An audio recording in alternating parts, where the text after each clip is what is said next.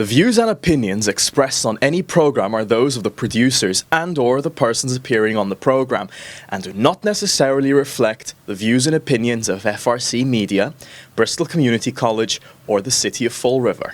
This week on FRCmedia News, there was a passionate debate last night as the school committee votes on a new superintendent. The docks at the City Pier are now opened, and we recap 2 high school graduations. All this and more coming up.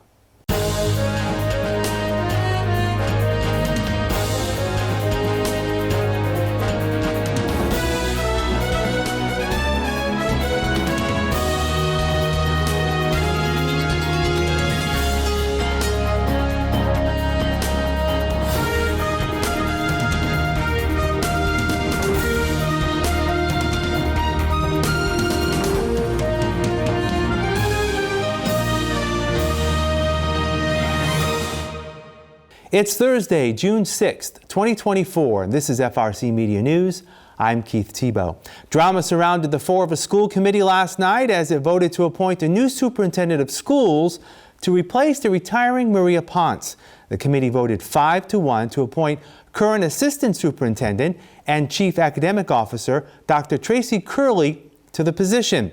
Prior to the vote, the committee interviewed the 4 finalists forwarded to the board by a local screening committee.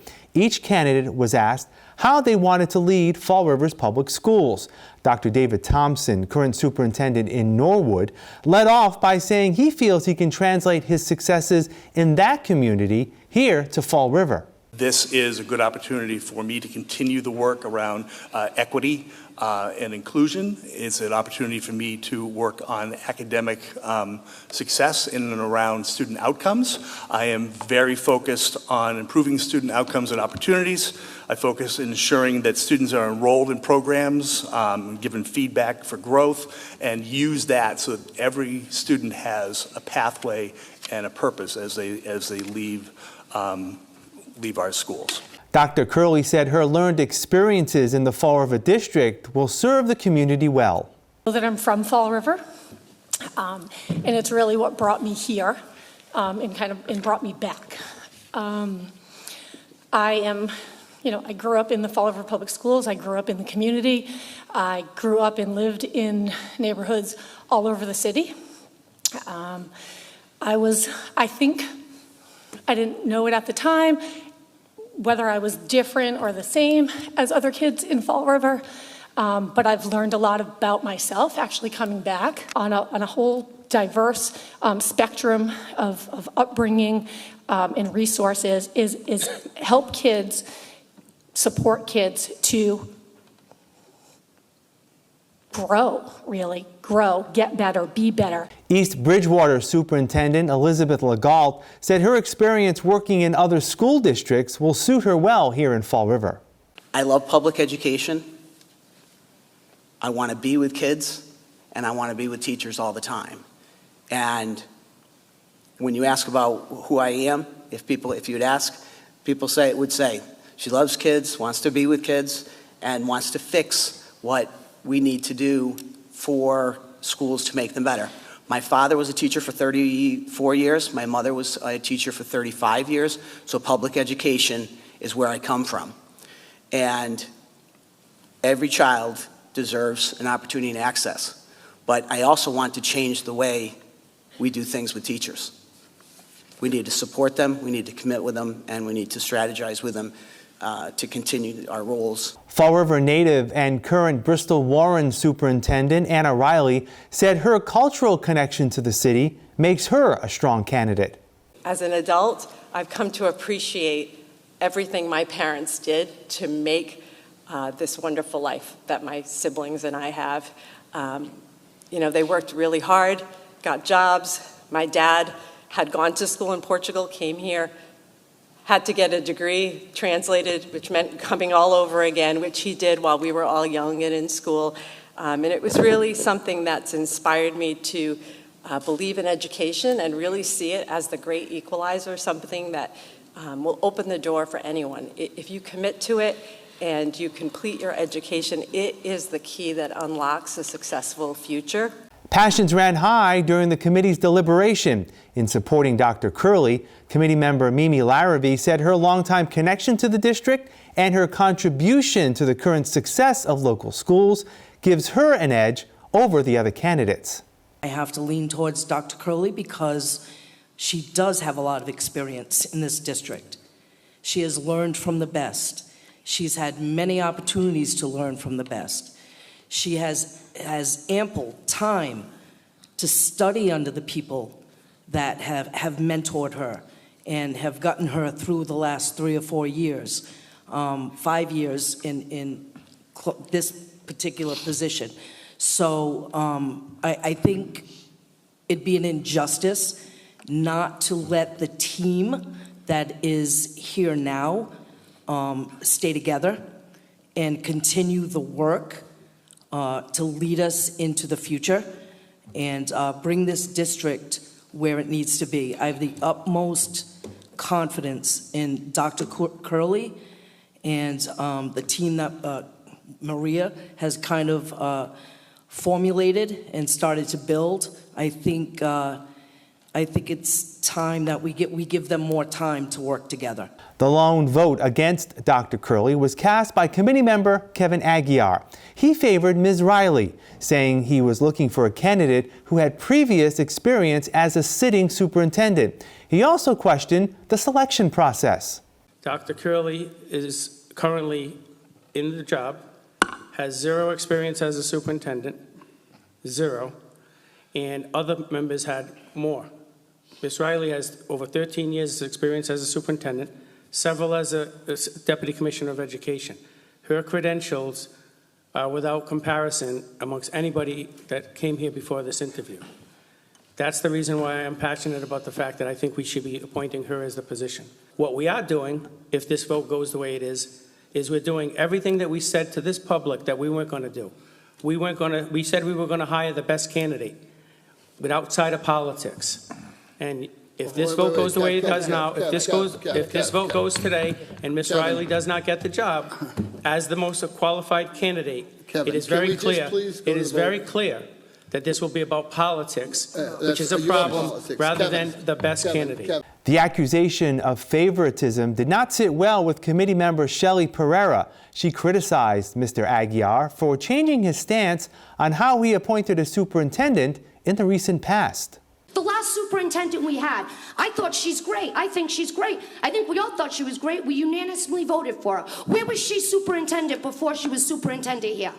What district did she work in? Anybody know? Oh, she didn't. We promoted her from in-house, and it wasn't an issue then. Yeah. Right? Wasn't an issue then. I don't change my opinions because I have friends. And I'll be honest with you, if I was going to make a personal decision, it would be to vote for Anna because I've known her almost my whole life, and I think her and her family are amazing. But I'm not up here to make personal decisions.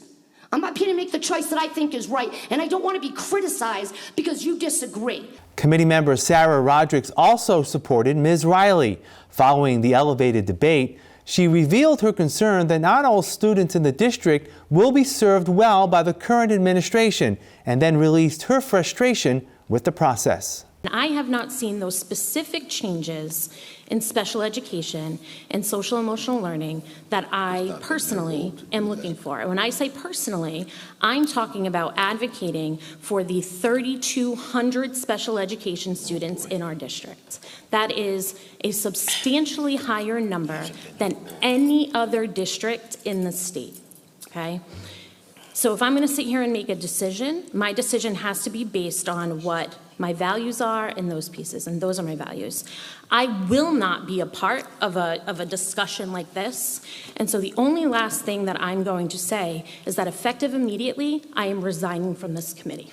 Ms. Rodrigues clarified her statements online following last night's meeting, stating, "As I stated tonight, effective immediately, I have resigned from my elected position on the Fall River School Committee. The outrageous behavior of the members of the school committee tonight showed me very clearly that I can be a stronger advocate and partner with families from outside the political realm. Hopefully, the committee can make some changes because no one can make effective change for our community under the current circumstances." The committee's next steps are to negotiate a contract with Dr. Curley with the hope she can start her role as superintendent on July 1st. The Fall River City Council this week began deliberations on the FY 2025 city budget, questioning department heads on individual line items. During a meeting with school department officials, current superintendent of schools Maria Ponce says the city remains committed to meeting the needs of families seeking pre-K services for their children. 553 students are currently enrolled in the city's pre-K classrooms. There's been a lot of discussion about pre-K. We're not talking about universal pre-K. That's an issue that's citywide. That's not something that falls just on us. That falls. Universal pre-K means that every 4-year-old will have access to a classroom seat if their parents so choose, and that could be in our schools. It could be in private care. So we're talking about compliance-driven pre-K. Our kids are being referred at high rates. We think that this is also a byproduct of COVID, kids who didn't attend school or were in isolation at home, et cetera, but they're coming with needs. Once they reach 3 years, they may have gotten early intervention up to age 3. Once they reach 3 years old, we are obligated to provide them services. So we have to find classrooms for them. We have, and in some of those, the 3-year-olds are in half-day sessions, the 4-year-olds are in full-day sessions. But some of our classrooms, we have to have half of the classrooms are peer for models, and half are students with disabilities that require intervention.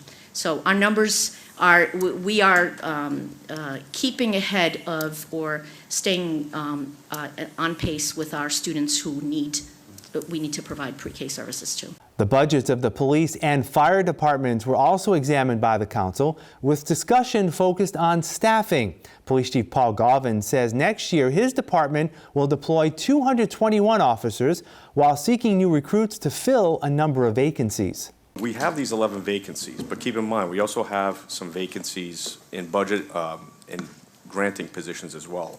Housing, there's 2 in CDA, and there's still a position for the Commission on Disability that hasn't been approved yet, so we're still in flux with that.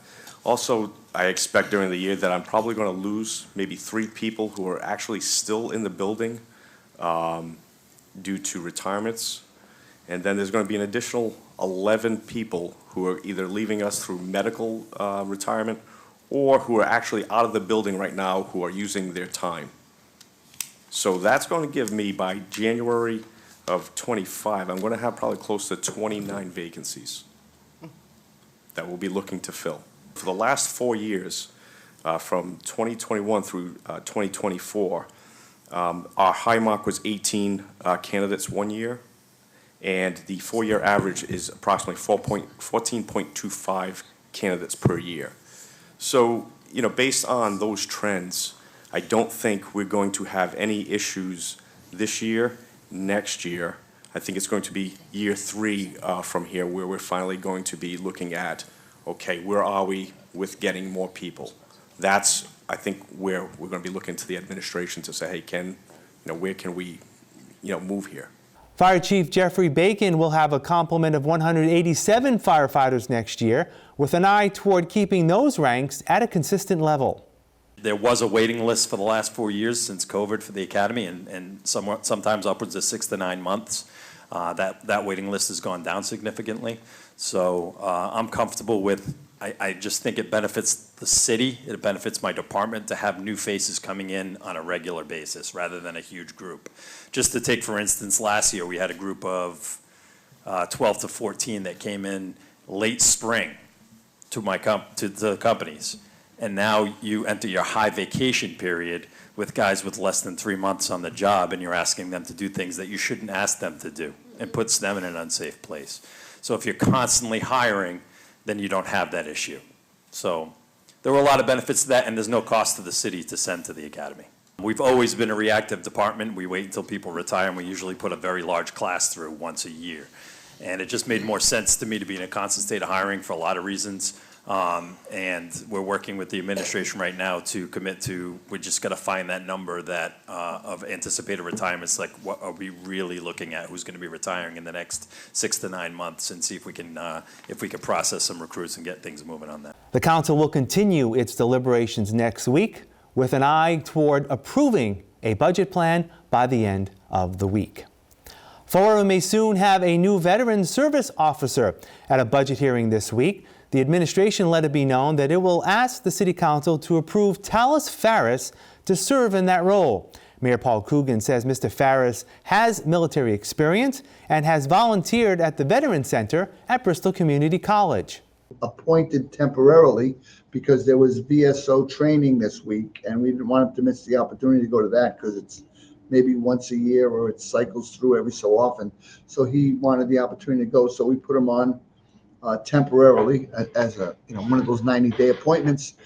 It gives him the opportunity to go to the training, and when he comes back, we'll have him in front of the council and decide what they think, because they'll have to approve the appointment. I'm pretty sure he was involved in a few businesses. Obviously, he has a military background. He's got a family, some children. Seemed like, again, a very solid individual. I looked at his resume. He had been involved with a number of different opportunities, and I think he's going to be an asset for the city. I think he's got a good way about him, and that's kind of the main thing we look for in candidates: the background and how they get along with other people, and can they do the job. And I think he'll be an asset. The City of Fall River and the Fall River Redevelopment Authority cut the ribbon last weekend on the opening of the docks alongside the Thomas Norton City Pier. The event coincided with the first event at the pier this season, a concert, food truck, and other activity event called Rock the Dock. Mayor Paul Coogan says the dock along the pier provides another access point for residents and visitors to tour Fall River's waterfront. This is the culmination of a ton of work that went on long before I became mayor, and it just kept building and building and building, and it's not going to stop. We have the next project over there that Sarah was talking about. We have another dock that we're working on in front of, if you went straight down Hathaway Street, and then this will all knit together with the development that's behind us right now, which is in obviously the infrastructure stage, Route 79 project. But any project like this takes a team. It's not any one individual carrying all the water, but you have to thank the state delegation, obviously the governor from Baker to Healy. They've all supported this, and of course the city council and the mayor's office, all working together to build this beautiful spot we have down here. And it just makes it so perfect to have a bunch of boats tied up here today too, with hopefully more coming. The Redevelopment Authority received money from the state to help construct the new dock. State Representative Carol Fiola says as the waterfront continues to evolve, the vision of Fall River becomes clearer. This is what we've been waiting for 30 years. And those of us who have been living and working and caring about this community for that much time can all take pride in this. Every single one of us, because we've been patient, right? We've been talking about those plans that have been on the shelf. Everybody said, those plans are being realized. But you know what? Those plans take passion, they take people, they take collaboration, and they take a hell of a lot of money. And so we have put all of that together. When I say we, that's every one of us. And we're all playing our part to create the Fall River of the future. This will be, as I tell my good friends who are here and elsewhere at Point Gloria who live there, you're no longer going to be the only neighborhood on the waterfront, right? Sorry, you are now going to have neighbors eventually. This is going to be a community, this waterfront. So from the state, I couldn't be more proud to find opportunities to support anything that helps the city of Fall River, and especially here on our waterfront. We'll have more FRC Media News after this. Here are some job descriptions on the latest hot jobs list from the Mass Hire Fall River Career Center. Hospice RN Case Manager. Continuum Hospice, located at 21 Father DeVallis Boulevard, is seeking a full-time Hospice RN Case Manager to plan, organize, and direct hospice care utilizing the nursing process of assessment planning, interventions, implementation, and evaluation. Job number 209-23770. general laborer. Raw Seafoods, located at 481 Current Road, is looking for a full-time general laborer to perform a variety of duties in a fast-paced and physical environment. Job number 209-24863. Graphic artist, Midlight Corporation, located at 115 Wardell Street, seeks a full-time graphic artist responsible for creating digital and print advertising and sell sheets for electrical products. Job number 209-23959. Pizza delivery driver.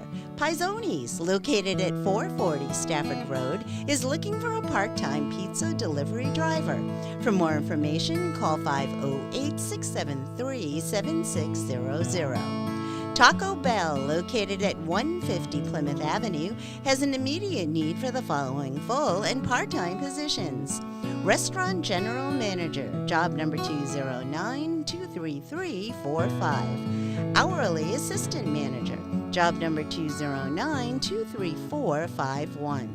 For more information about these or other positions, visit Mass Hire JobQuest at jobquest.dcs.eol.mass.gov or call the Mass Hire Fall River Career Center at 508-730-5000. Welcome back. The local high school graduation season kicked off yesterday as the senior class of 2024 at Diamond Regional Vocational Technical High School and the Argosy Collegiate Charter School received their diplomas.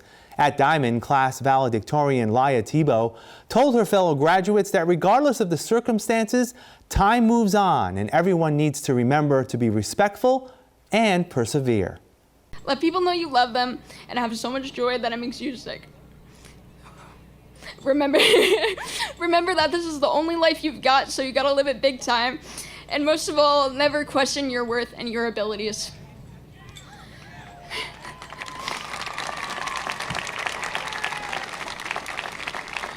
And as we enter the rest of our lives today, I know many of us, myself included, don't really know what the future holds. But I do know one thing for certain that each of you can count on. No matter how successful you may be, there will always be someone to tell you that you're doing it wrong. To sum up the truth, if you're happy doing what you're doing, then nobody can tell you that you're not successful. Harry Styles. If you are authentically accomplishing what is important to you and giving 100% of yourself to that, then you are doing it right. And you will prove your worst critics wrong every single day. And with good luck and good karma on your side, you will do just fine. But remember this, that good luck comes from hard work and good karma comes from a kind soul.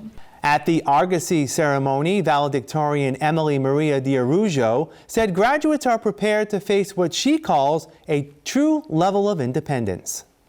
Whether it be in the big things, like learning how to live on your own hours away from home, or the simple and mundane things, like learning how to ride the T.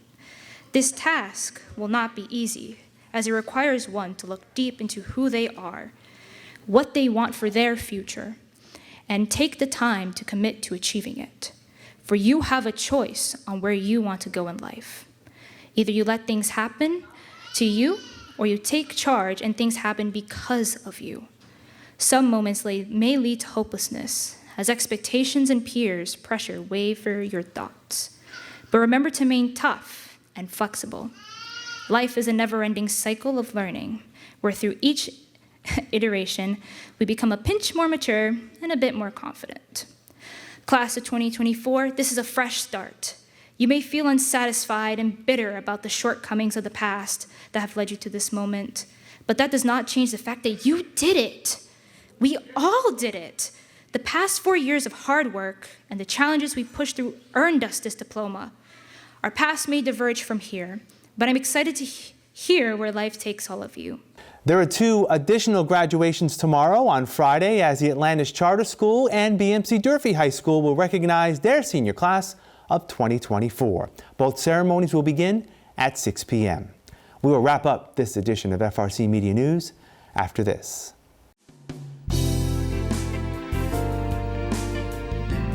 Hi, welcome to Hot Dogs and Cool Cats. Today with us we have Half Moon. He's a domestic medium hair, a male, roughly about 3 years old. He did come in as a stray. He's pretty easygoing. I don't think he'd be too picky on what kind of home he goes into, whether if you're a busy household, if you're quiet. He's a pretty laid-back kind of guy. He likes to be held. It doesn't bother him at all. You could walk around, hold him. He'll be completely content with that.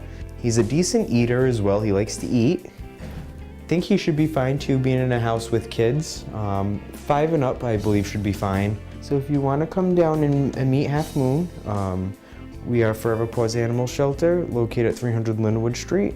All of our contact information is also on foreverpaws.com. It can show all of our adoptable animals, our contact information. We also have applications on there. Definitely don't hesitate. Make an appointment to come meet this guy. I know you won't be disappointed. He'll be happy to meet you. Today we have Calypso. She's a 7-year-old black Labrador Retriever, and she is a very sweet girl and super friendly. She does have quite a bit of energy despite her being 7, so we definitely recommend her with a home where she's going to get a lot of love and attention. We would do great in a home with kids that are 12 or older. Since she was a stray, we don't know her background quite, so definitely recommend taking her for walks a lot, just so she can get some of that energy out. So if you'd like to come down and meet Calypso, visit our website, foreverpaws.com, or give us a call. We would love for you to come meet her. That'll wrap up this edition of FRC Media News. Please visit our website at frmedia.org for all the latest news and local information. FRC Media News airs Thursdays at 6 p.m. and Fridays at 5:30 p.m. For all of us here at FRC Media News, I'm Keith Tebow. Have a great weekend. We'll talk to you soon.